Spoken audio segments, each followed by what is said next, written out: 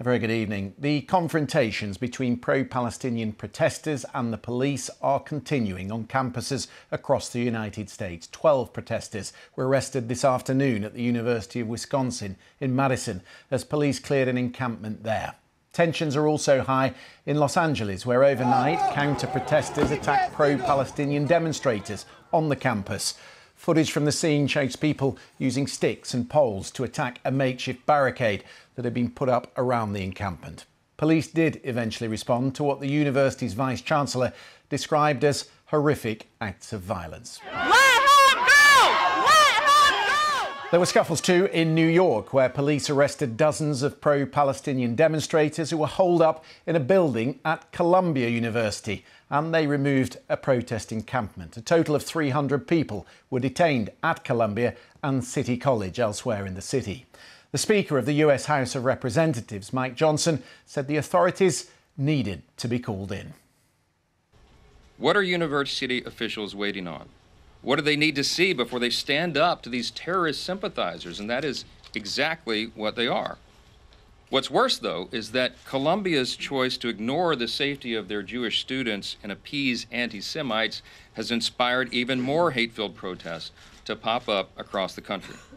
And what we're seeing right now is people wave Hezbollah flags and Hamas flags, their homemade signs supporting what happened on October 7th. It's outrageous. The president of Columbia University, Minouche Shafik, who's been under immense political pressure in recent days, has appealed for a period of calm. We regret that protesters have chosen to escalate the situation through their actions, said a statement. We made the decision early in the morning that this was a law enforcement matter. The NYPD were best positioned to determine and execute an appropriate response. But this is not confined solely to New York. Protest that began organically some weeks ago has now spread to 20 different states and over 30 universities. There were dozens of arrests at the University of Texas this week. Protests from coast to coast, riot police on the grounds of Ivy League universities, Yale, Harvard, Berkeley, the George Washington University in DC. It is spreading into a national movement, with protests reappearing in places where they have previously been cleared. So let's go first then to our correspondent Emma Vardy, who sent this from the UCLA.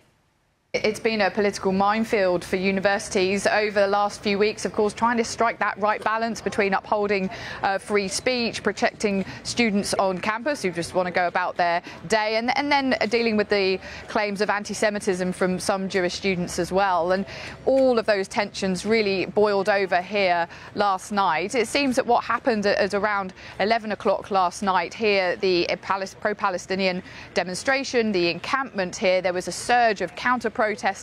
That led to violent clashes between these groups of rival protesters. There were wooden barricades that were then picked up and used as weapons. There was fireworks thrown over the crowd, and there had been a relatively small number of police on site at that moment. So the university called in the Los Angeles Police Department, the LAPD, and of course they then suddenly rushed to try to break up this violence, but by then it had really escalated, and it took police a number of hours to separate those protesters.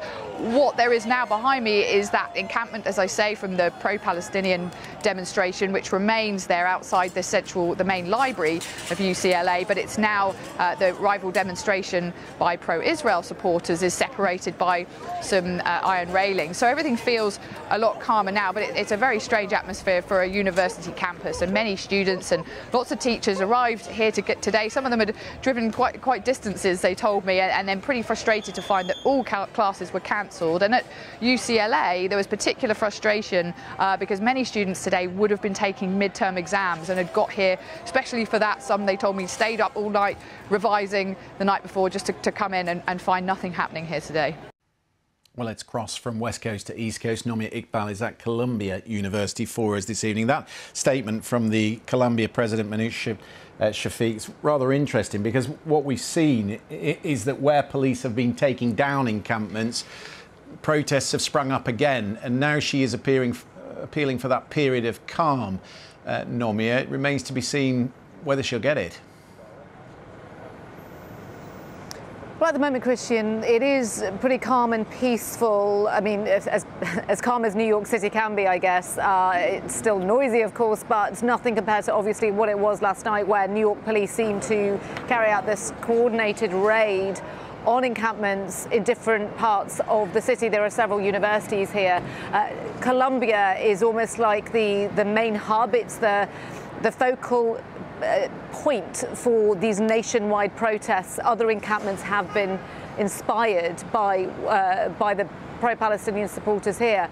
But President Shafik has been under huge pressure from right-wing politicians who say that she's not doing enough to crack down on these protests, and then also from many of the student protesters themselves, who are really angry at what they say has been a heavy-handed approach.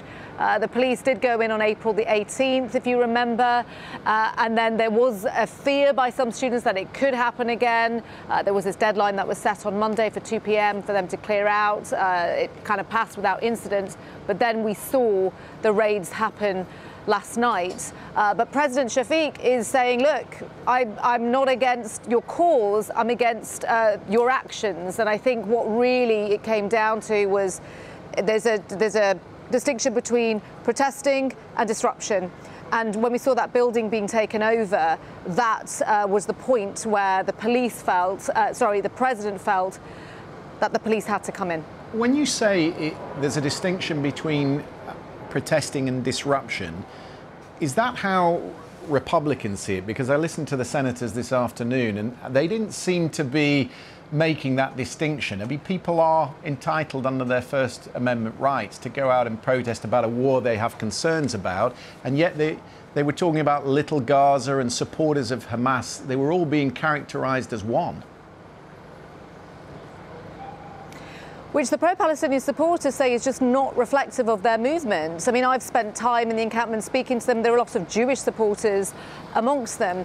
And some of the students have made this sort of point to me about how really conservative politicians, Republicans particularly, have been for years going on about free speech on campus, and cracking down on cancel culture. But they say it's simply because they don't like this particular speech. That actually, if you look at the concept of free speech in America, that they are allowed to protest, they are allowed to peacefully protest. So, a lot of them are very angry, but, many of them say they're not surprised at the right-wing politicians' view on this. I think what many of them are frustrated by is they feel that the president sort of caved into that. President Shafik was in front of Congress a couple of weeks ago, and she was questioned by Republicans over what is she doing to crack down on anti-Semitism.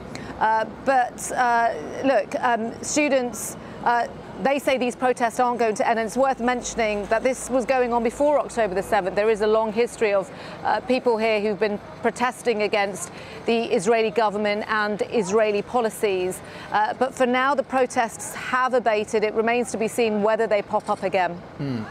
Just looking at these pictures of UCLA, I mean, are these people that are attacking the encampment, are they students, or are they professional agitators and people who are putting the universities there as a focal point? I mean, are these people from wider Los Angeles that are getting involved in this?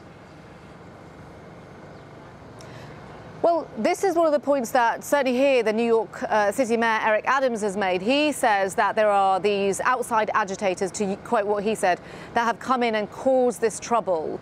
But a lot of the students here don't really buy it. They say that they want to see evidence of that. Because they feel that the whole movement has been tarred by these accusations. The police just haven't given us any information on who these individuals could be.